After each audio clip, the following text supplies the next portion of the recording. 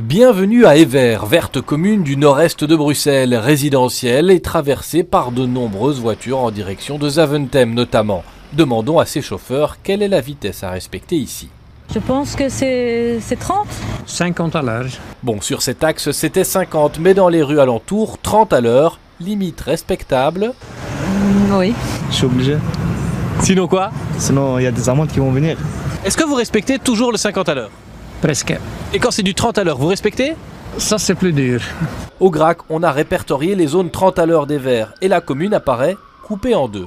Il y a une mise en zone 30 assez systématique du haut de la commune, donc on dirait à tout ce qui se trouve à l'est de la ligne 26, la ligne de chemin de fer.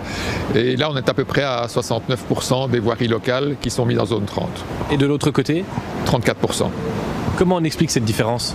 Je ne l'explique pas. Au début des années 2000, Evere était considérée en pointe en matière de mobilité douce. Aujourd'hui, elle peut sans doute faire mieux, notamment en proposant des trajets cyclistes mieux protégés. La philosophie pour l'instant, c'est que les enfants puissent aussi rouler à vélo, se rendre à l'école à vélo par exemple.